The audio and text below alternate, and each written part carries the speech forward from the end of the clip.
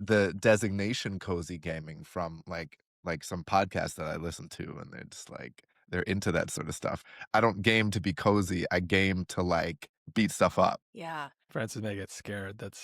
I used to have to go into the mines in Stardew where you just fight like little, I don't know, ghosts or Tiny, like, slimes. 2D Yeah, you just walk around with a monsters. Yeah, sword the and, little like, slimes. You gotta just slice slash them up. people. Yeah, Just chop them.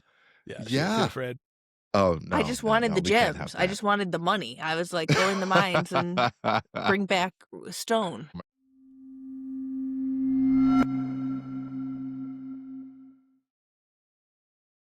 Hello, my name is Tony Chin-Quee, And I'm Frances May Hardin. and welcome to Social Rounds, the podcast in which two of the happiest surgeon dropouts you'll ever meet give our unsolicited opinions on the states of medicine, the world at large, pop culture, and whatever else we happen to find interesting. And guys, we've got a really special kind of co-host today. I'll just give you a quick bio to build the mystique. He is not a doctor. He's not in medicine. And he's not like a known podcast personality entity to my knowledge. He's dabbled in the world, but he's not a big name or anything like that. But I feel that we are kindred spirits. We're both devoted fathers, me to my two small children and him to his spouse, who still requires child locks on a coffee machine. That's right. It's Frances May's life partner, Mr. Colin Royal. Colin, welcome. Oh. Welcome. See, I to almost the pod. jumped in when you guys were giving the intros, but We've had some instances of that, and I I'll know, tell and- you, and he's not as here some- to defend himself. We don't like that. We don't like when people do Yes. that shit. as someone who occasionally edits this podcast, I have some back end knowledge of a certain recurring guest jumping in too early. So I Oh, knew yes. to hold my tongue and wait for the intro. Ooh, he's got insider info. That is an advantage over Here's the- our first friend of the pod. Here's what I want to know, because I don't know if people don't know this, but Colin is a silent friend of the pod, not just because he's there in the house with Frances May, but he's like the editor of the show, right? Like he's listening to every single show, decides, what goes in, what comes out, all that shit. And here's my suspicion, which you can confirm or deny. But anytime Frances May tells me, "Oh, we've had some feedback on the show," I'm pretty sure that means Colin doesn't like this shit, and this is what I've heard. Can you confirm that? Because that's what I've been operating off of. There's definitely some. I don't know every instance of her saying that, but there's definitely been points where I'm like, hey, I listened to this episode, and maybe you guys should consider this. And she's like, oh, great. Mhm. Why don't you hop on? And I'm like, no, it's your show. You talk about it. This is your No, job. I literally, wow. Again, Tony has that elephant's memory when it comes to receiving constructive feedback. That's right. But I Never let it literally, go. it is pretty much always Colin. And exactly, I'll be like, wow, Colin, like that is helpful. Thank you for the note. Why don't you email like me and Tony with that? And he'll be like, oh, don't want to do it. He doesn't like sending emails. He's like, you can just give him the feedback when you're on live with him. After the last time, Tony, I came back and I was like, Colin, this is putting like strain on our relationship. So if That's you right. have any other feedback that you have for Tony, you can give it directly. Listen, the- all I hear is that the feedback is, oh, people are saying. And I was like, oh, I wonder who people could be. We don't know that many people. But I know one people that's in your house all the time, listening intently. I know, I don't have that many friends. I mean, but I tell you, like, no, people write in online. Like, we get DMs that are like, I like your general vibe. I like what you guys are doing. And I say, people are saying that they want more of what we're putting out. I just secretly collaborate with Ryan, and we talk as the voice of the people. You're part of the cabal that's here to ultimately take over. Right. Well, I respect it, honestly. He's coming for your job, Tony. It could be Colin and Ryan in our seats a year from the now. Colin Ryan variety hour is like We're gonna do weird.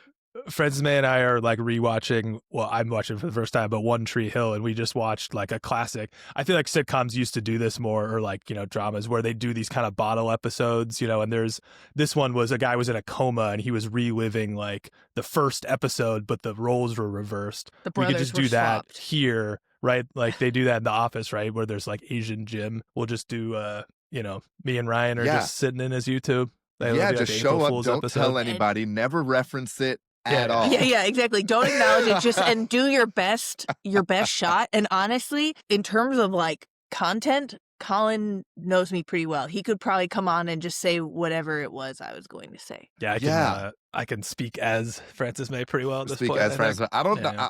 I'll be honest. I love Ryan. I don't know if he could do me yet. I don't know if he's there. You know, Yeah. we're gonna have to do some. I'm gonna have to fly him in from Serbia for a weekend, and we'll just do an intensive where he just He just watches shadows, you. He has a shadows me notepad. around my Yes, house. shadows you for a weekend. I Yeah. love this, and I actually I do think he's an extremely bright guy. I think that if he got to shadow you for a weekend, then He could we'd do get it. a good fat mile. I think he'd be great. Shout out to Ryan. But Ryan's not here. We finally got rid of him. We got Colin today, and we got a very special episode. So we're just gonna hop in. We're gonna start with our first segment, which is, of course, Social Rounds. This is where we become your life attendings because it's become abundantly clear that many of you out there are in desperate need of guidance, and we've got the kind of wisdom that only comes from running out of fucks. And guys, this week's question is, how do you handle it when patients get a little too familiar? And this is stemming from some stories I've been seeing online that I think are just great. And these are just stories in which patients, for some reason, tack on like a hey, I love you to a conversation. And to me, that's never happened, but I know these situations. Like, there's lots of scenarios. Like, patients could, when you wake up from anesthesia, you're super lovey and shit. You say all sorts of wild stuff. There, I probably have heard it. Sometimes people are just signing off with like messages or calls, and there's like, okay, instead of just saying bye, they're like, oh, okay, no, okay, love you, bye. Folks who like really sincerely mean that shit, and they just want to like take a moment to tell you how they feel. And so, Frances May and Ryan. Not Ryan. You're not Ryan. You're Colin. I got him on the mind. I'm sorry. Wow, You Ryan gotta- on the mind. Cut. Ryan's You know just what? sitting. You know what? Don't edit it out, Colin. They got to know that we're fallible here Not going and to. that I'm disrespecting you just off the bat. But yeah, Frances May, have you ever experienced, patients getting a little too familiar, and how did you handle it? And Colin, have you ever been the patient who gets a little too familiar or wanted to be? If I ever swim fanned a doctor, I don't Yes. think so. Oh my God, no, but Colin has some stories because his friends very much like are looking online, like searching by hot doctor.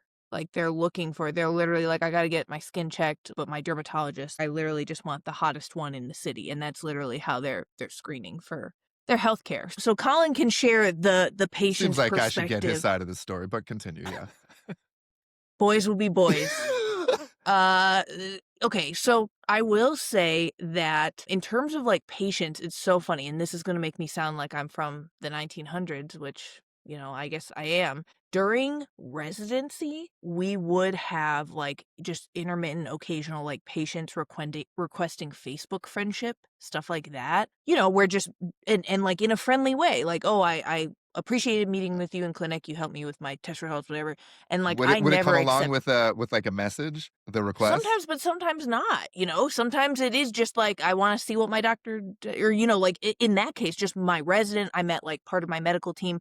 I don't know. And people are nosy. They just want to like be friends online. That's true. I would not. My understanding was that we were not supposed to accept those, and I didn't. Certainly as a resident, I didn't have any like extra hospital relationships with patients.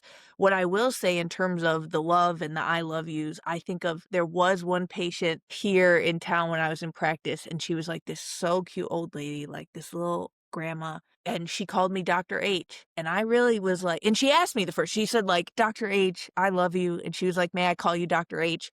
And I really was May like, I love you also? yeah, seriously. I was like, I will allow it. Like, you're so cute, and I was like, you are the only person in the world that calls me Dr. H. And she did for years, and I took care of her. I operated on her. I do think that whether or not other doctors will admit it, I feel like I can now since I'm not a doctor anymore.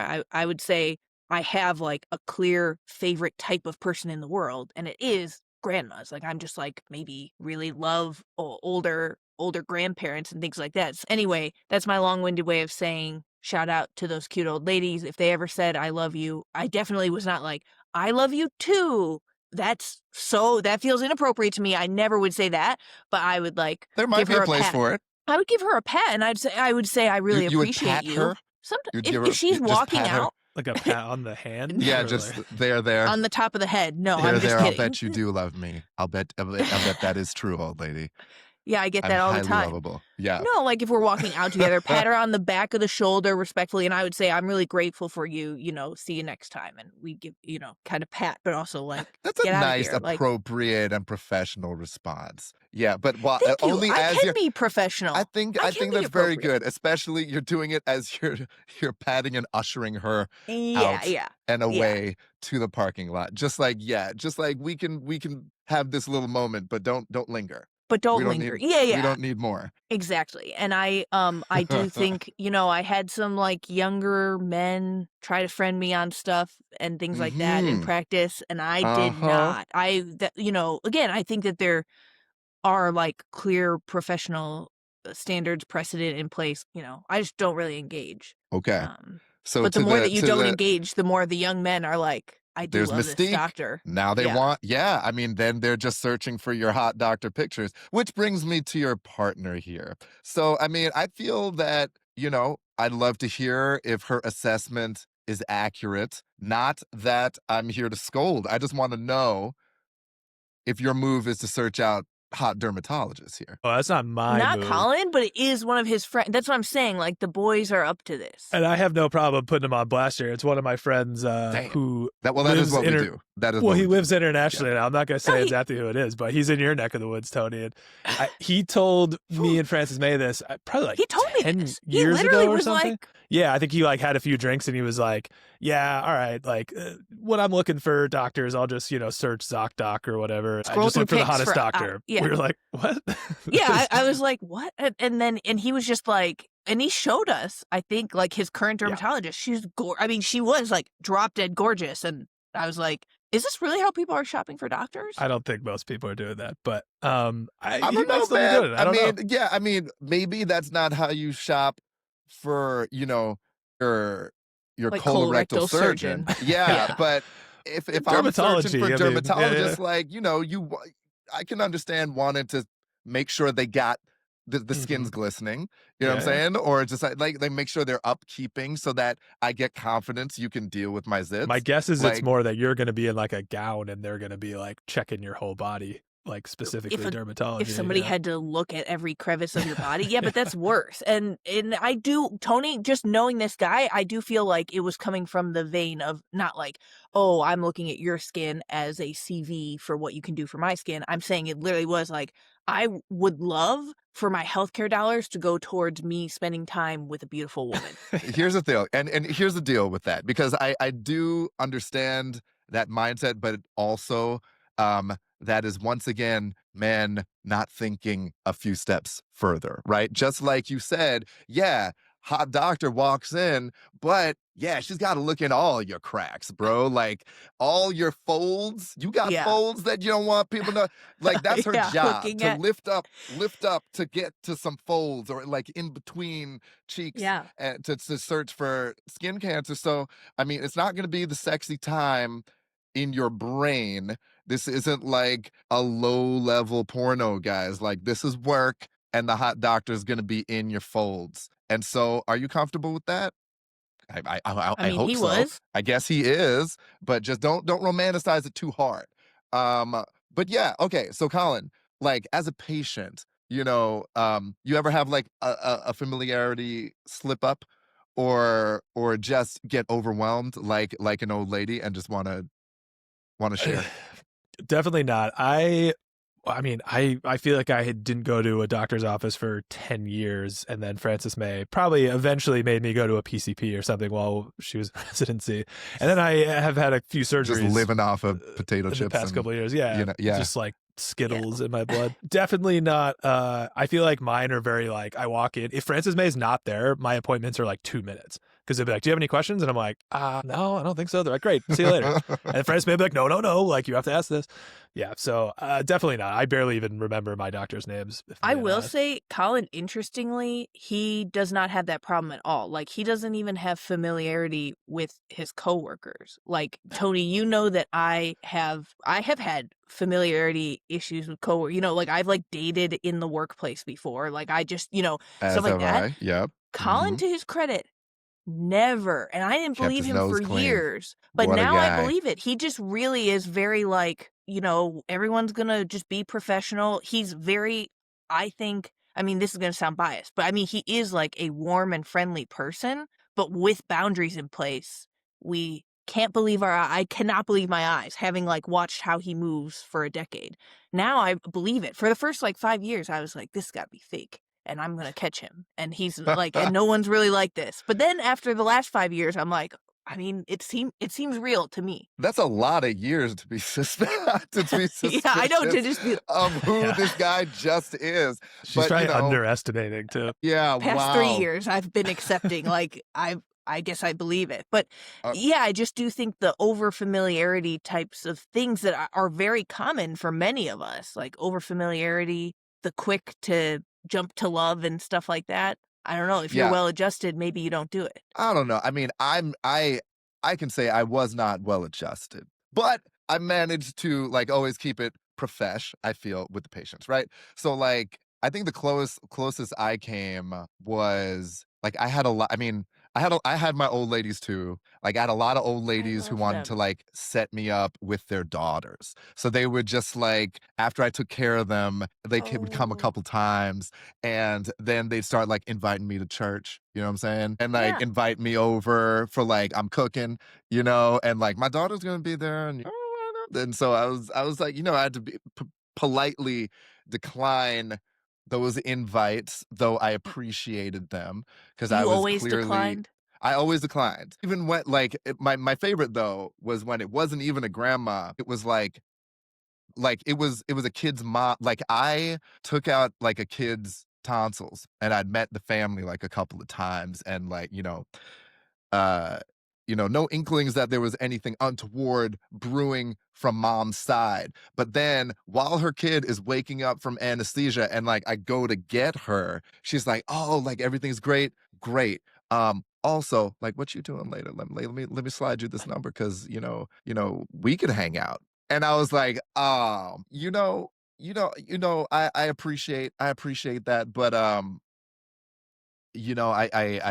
don't think that's a good idea. It caught me off guard. I can't remember exactly what I said. It was not smooth because I was just like not expecting it. But I was like, your baby is barely awake right now, but this was the moment you were waiting for. You were waiting Why to like come get me to shoot the shot there. I So like how she at that's least my waited story. to see what the results of the surgery were. Just She to make was, sure that She's there like, I'm not isn't gonna an date, I'm not gonna date a intra-op. bad surgeon. Yeah, not a bad one, but like, there was no bleeding, like everyone's gonna be fine. He could eat his jello and whatever. But so now, invite me to the Olive Garden. I feel like if they understood some of the post-op recovery timeline, like, that is too soon to know how good the It's too surgeon soon. is. Like It's true. like, it just means that they got the kid out of the OR, but I don't know, maybe I'm pickier. I would like to see the first 24 hours post-op before I hit Maybe she on the Hey, was trying she to surgeon. get some like free post-op care. She's trying to I don't trick you know. I don't into know who was a Ooh, trying to quick. get that yeah. post-op care. Exactly, like in-house post-op care? She Okay, trying to get that I house call. like it. Yeah, exactly. I don't know, man. But apparently she had seen all she needed to see, Frances May. And what she saw was good. But I had to let it go because of You gotta let it professionalism. go. We gotta let that go, guys. But I think it's just kind of an adorable part of the world that we live in. We get close to folks real fast.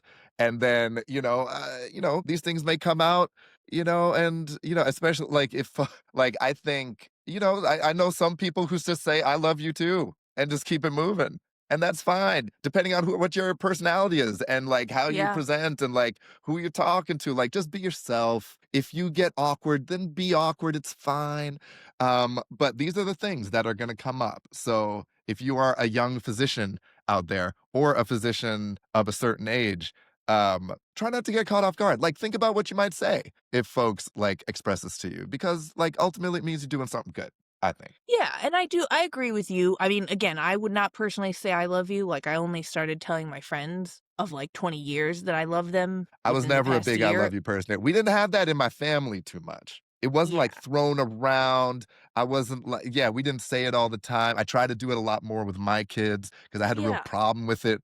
I put all this like massive weight on the I love yous like growing up. And then like I got around these rich white kids in private school, they would just throw it around. I was like, hey, take it Yeah. easy. I'm just going to math class. You can't be putting that shit Yeah. on me right now. Yeah, no. It makes me uncomfortable. We have more in common in that regard. So I think that it's fine to be genuine and yeah, just have your lines ready, but like they aren't fake lines. It's just I probably did happen to reply like, it's a privilege to take care of you and your family.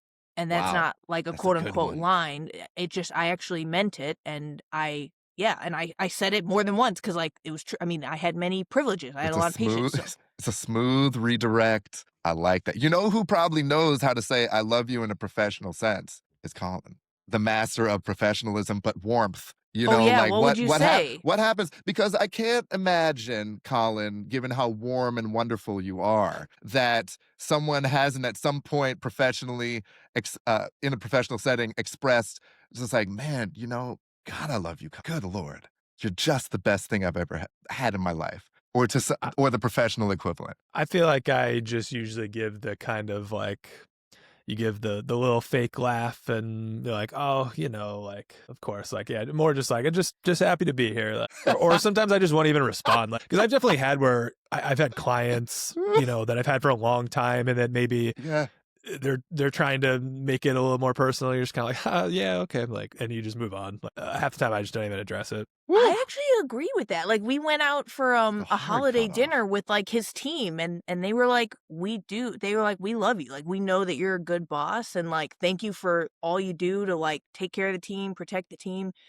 And I was sitting there because again, I have no boundaries and I was like that's fucking true. I was like that's right, go Colin. And Colin just sat there and he just like, he just was like haha, So thanks. make sure And you like punch your just time cards. yeah, just giving nothing, like, Fuck out he of here but with I all do that shit. think you know how it is, like, he can get away with it. Colin, with all the stuff that he has going on, he can just give nothing, and I think that people are like, "I still They love you. ate it I up. don't They care." lapped it Yeah, up. yeah. It just makes them want more. I get it. That's a very smooth way to live. Yeah, you Um, just do like the fake humility thing. I'm letting it go right to my head, but just like, oh oh, yeah. oh, of course, of course. Hit him with like a prayer hands. Prayer hands emoji. In real life, guys, you're getting like every possible way to at least keep people in love with you professionally. It's great. You're getting all the game right now. Um, uh, so that's awesome. So anyway, let's move it on, and we're gonna go to segment number 2. We're not gonna do news today. You know why? Because Colin's here, and you know what? We just love to like respect this revolving door of co-hosts that we have, and it's basically a free for all. Like whoever happens to be like texting distance away can get a platform to come and like talk their shit to the public. But today, instead of looking outward, guys, Frances may decide to look inward into like the navel of her home, where her partner has been waiting with bated breath to put his stamp on the tomfoolery that's been going on in the home office for the last 20 weeks, guys. This is episode 20. So Woo! it's Colin time, baby. Colin's been talking shit about us behind the scenes, curating and censoring what it is you get to hear. You hear us through his lens. Okay. Like that is it. So now it's his time to shine. We'll see how well he does with editing his damn self today. But we're at his mercy. Go ahead, Colin. What do you want to talk Yeah, I've been pulling all the strings. about? I Okay, will say so that this is news because this is topical and it happened within the past week. Ooh. that's true. So we always we have something we'll call Colin's Corner, where At home. it started when something- we used to go for runs together, and Frances May like couldn't really talk too much like while we were running, so I would just sort of like lecture her about the revolution, or she just like The missed Revolutionary a lot of, War, yeah. yeah. Guys, like, we're I know gonna the move history. up through I it. gotta just say that this is a challenging position as a podcast co-host today. I'm getting just so you guys know, Frances May is more lively and engaged today than she ever has been. I've never seen her with this sort of constant smile on her face than I have today with Colin on. It's unbelievable because like it's kind of like I'm talking to two sides of one brain here, and she's just like hoping to glean something new that she didn't already know or just correct whatever it is he's saying. And then you got Colin coming in saying like, yeah, so we used to go out and run, and Frances May is out of shape, and I can chat while I'm running. She's like, "Huh," and I didn't even want it to. is what it is. She would demand it. She would be like, you have to say something, like we can't run in silence. So that's how it came. She was like making me do it. I was like, well, Wow. okay, I guess I'm just I like mean, Colin monologue for just 20 is a minutes. runner, so yeah, he was like fine and he can talk. Tony, that's just not true. I feel like one There's a lot time of guys, there's a lot of ever, dynamics going on. I'm just one putting it time, out there. one time ever, I was fighting for my life hungover, and I think that there were fewer smiles that one day. But other than that, I am trying out something new where I wake up at minimum 1 hour prior to recording. I did that today, so I kind of like, I got my head on right. Oh There have wow. maybe been times where, due to the time difference and due to our working styles and working hours, I wake up 5 minutes prior to I only recording. And want then, to receive your best, Frances May, and knowing that I haven't been getting it and just been getting the scraps oh my of God, early morning is tough for me because I see just the glow with which you're podcasting right now. It's unbelievable. Of course, you love you're going to give me a complex. other Colin's co-hosts fine. here. This isn't about Colin. I just woke up in adequate It time is prior about to Colin. recording It's today. okay, Colin. Like, It's all going to Colin's head. Colin's I'll not going take to tell us shit, but No. he loves it.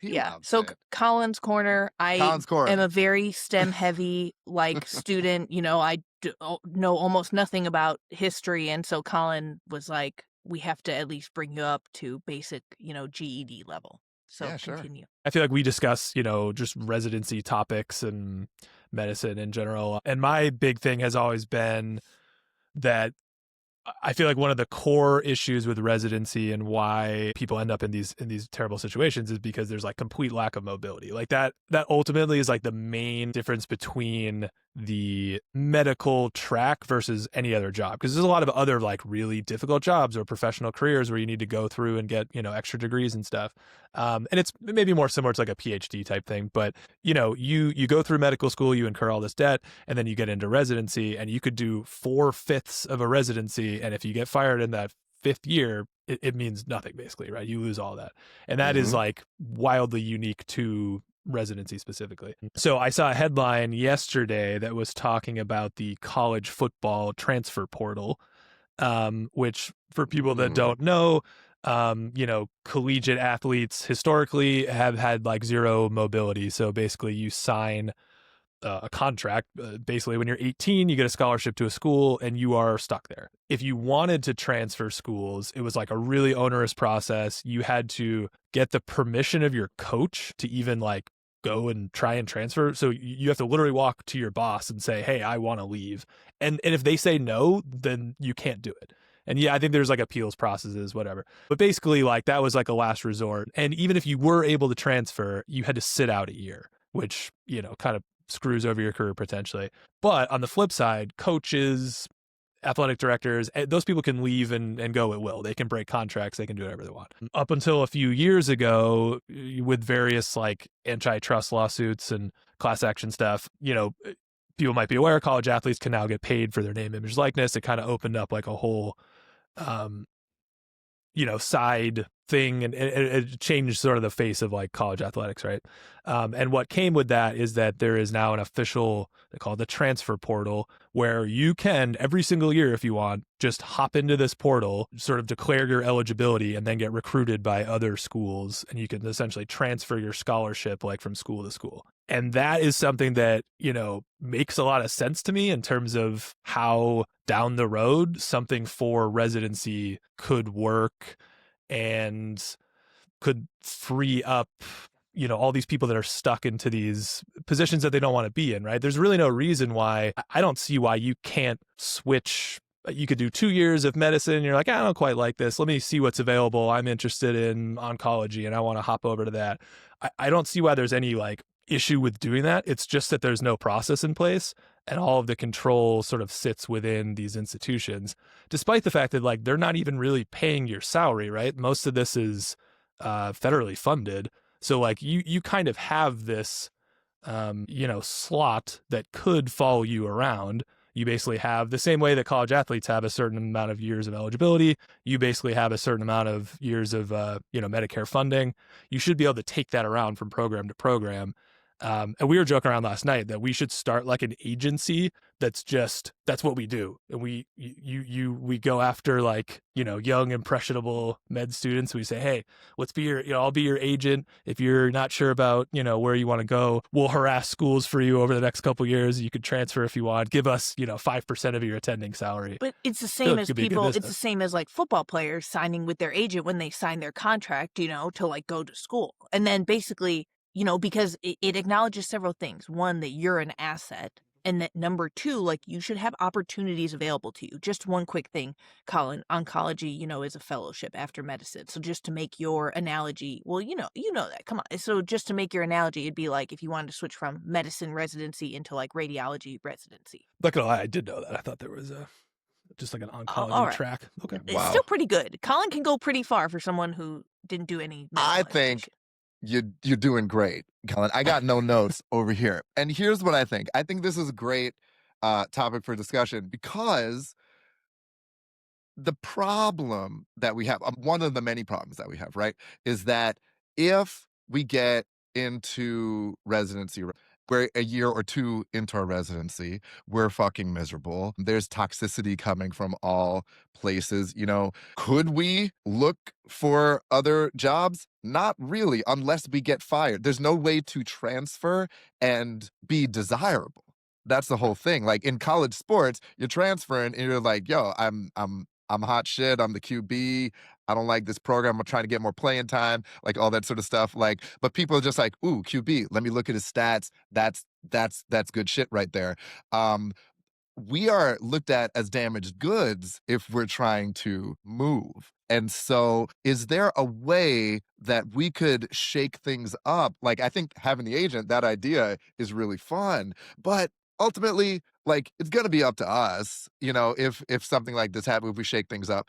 But is there a way to like have our like objective stats, like, or just like our like just like beefed up like CV, like so people know like I'm year two, um, I'm depressed because Don't lead with my that. No. Probably yeah, keep like that I off was the like, listen, portal. I'm year two. Listen, Yeah. I'm a doctor and I'm sad. No, like don't lead with that. But like, yo, like, I'm year two, I'm doing pretty well. It's just not for me. Like these winters are dark, and Yeah. that's not good. I need some sunlight. I need some people who like I want to be taking care of people who are in a rural setting, not just like in the city, like someone put me on, like put Yeah, me you in the could just be like, transit I portal. just want to be closer to home. I love what I'm Yeah, doing. I'm an which is amazing literally surgeon. fine. Yeah. I'm too far away and I want to go home. But Tony, I Mm, think that what's important, and Colin hasn't gotten to yet, so essentially, like with this football transfer thing, like he said previously, basically no one could do it. Occasionally people did, but it was like a process. yeah. Now, when it opened this week, 1/3 of all the players just entered the transfer portal. Yeah, I was gonna That's say what's That's a huge. it Like, lot. happens. I think it would happen naturally, and this is just a few years into it. Like one third of all student athletes immediately enter the transfer portal. Now they're not all going to Mm. transfer necessarily, but they can just check it out. They can see what's available. Other teams can look at them and see what's available. and that's what we want. It's like, because truly, like Tony, for me, what I'm envisioning is that, like, yeah, within 2-3 years, certainly by 5 years of this existing, if there was a residency transfer portal, something like unified, something with institutional buy-in like this, what would happen is that maybe 1/3 of all residents would at least enroll. I could see that, to just like look at all the options, and it just many might walk away saying, nothing that piques my interest this year. I'll continue to keep my head down at the program at which I work. Okay. Um, but I do think that once programs see that the trainees have some mobility, then that incentivizes them to treat the trainees a little better. Like, part of why residencies can do anything with impunity. Sorry, they can do it with impunity because they know that, like, residents are trapped there. Yeah, It's we're just a trapped. miserable lose, Yep. lose, lose situation right now, and so I love this idea because it's, like, very novel and just, like, why not? It also, I know you and I are not necessarily, like, football heads, like, I mean, but football figured Yeah. this out. I just learned I just basically I've been peripherally hearing about all this stuff. I didn't really understand what was going on. But I just, I would just like kind of nod my way through it. But like, they're getting paid now. I knew that was a Right. big deal. But the transferring thing I thought had always been going on. But now it sounds like they have a lot of agency. Um, Yeah, which and so is you want to which is keep cool. that 5-star quarterback? Okay, give me $2 million. Like, I mean, free agency. I mean, this is basically the history of all sports leagues, right? Like, used to be in the 50s, 60s, 70s. There was no free agency, so you just got drafted by your team, and you were kind of That's there, where you went. and they could trade you and do whatever. And so everyone was making way below market value. All of a sudden, free agency pops up. Oh crap! Now we got to pay them what they're worth because they can go wherever they want. Yeah. So, it I'm creates here obviously some imbalances in different, size programs and things, but like it gives the power back to the individual. I'm here for this. I think that this is the natural um next step or expansion of like the unionization talks, right? Like, Yeah. getting like the financial stability and independence and rights that come along with being part of a union, but also getting the agency to be like, "Hey man, we are not your slave children. We are adults who can like there's no other job track where, not even to become a CEO, but to become like a senior manager, you must stay at one place until you are a senior manager. Like you can transfer to another place and like have the same level and continue to gain the skills. Yeah, like there's levels to different sorts of programs and their abilities and whatever, but that's the case with every type of job you could ever have. And so to at least have like a transparent and like the degree of anonymity, you know um would be really important too. You don't have to be advertising. You could if you want to. You don't have to advertise to your program that you're checking out the market, but they just need to know like the market is open.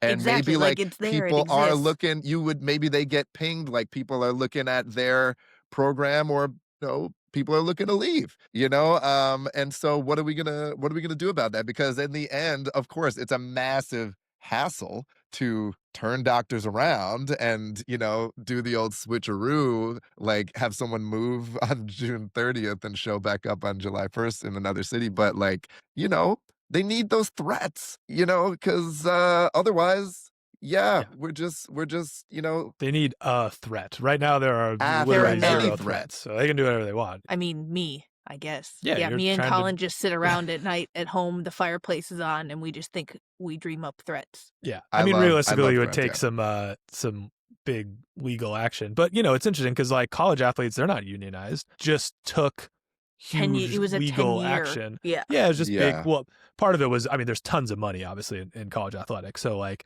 a guy sued and created a class action suit about 10, 11 years ago because of the NCAA football games. Like they were just making a ton of money off video games. And so they said, hey, we should be entitled to that. And that kind of snowballed into all this stuff.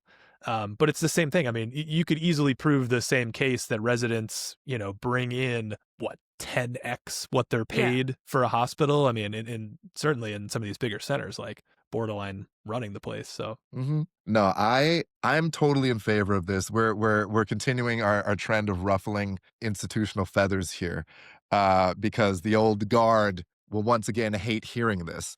But guess what, guys? There's more than one fucking way to do what we've been doing for a really long time, and there's a lot of what we're doing that does not work. And I think kids today, especially these Gen Z docs, who feel that agency is theirs and should, they don't feel like, they need to, live this life of just indentured servitude. They feel like, I have rights as a human and as a person to be happy. I might invite them to take up the mantle on this, just like, you know, what do doctors respond to? Write a paper on it, put it in a journal, or go to a conference and then have everybody yell at you. But yeah, just like put the bug in people's ears that maybe, we should be able to look around and you could be the star resident. What it'll take is if like your top flight residents are just like, you know what? Actually, I'm trying to take my talents to South Beach, and then that really fuck them up. I mean, that's kind of how, you know, the college sports stuff started, right? Where so I went to Wake Forest, which is a relatively small, you know, Division I school. And anytime we would get someone really good, by the time they got to like senior year, if there was some potential to go pro, they'd want to Mm. hop to a bigger school to like elevate their CV. That's probably how it would sort of start out here, where it's maybe like, your test scores weren't great, so you didn't get into the residency, like, but now you're killing it. You've done all this research. I see a spot opened up at Harvard. Let me try and jump in there.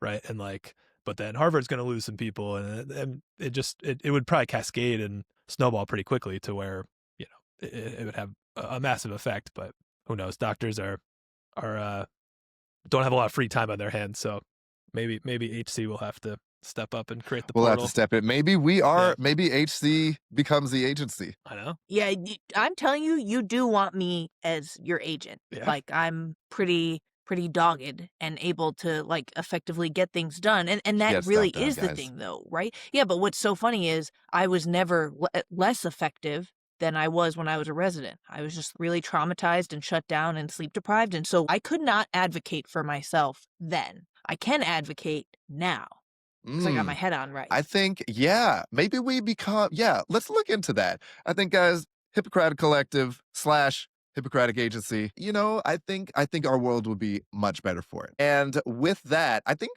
that's a good one. I think that's a successful and legendary episode of Social Rounds with Francis May and Colin. If you enjoyed this episode, please subscribe, rate us 5 stars, leave us a review, and check out our website, hippocratic-collective.com, for more shows and content like this. Thanks again for tuning in, and we'll see you next week. Bye.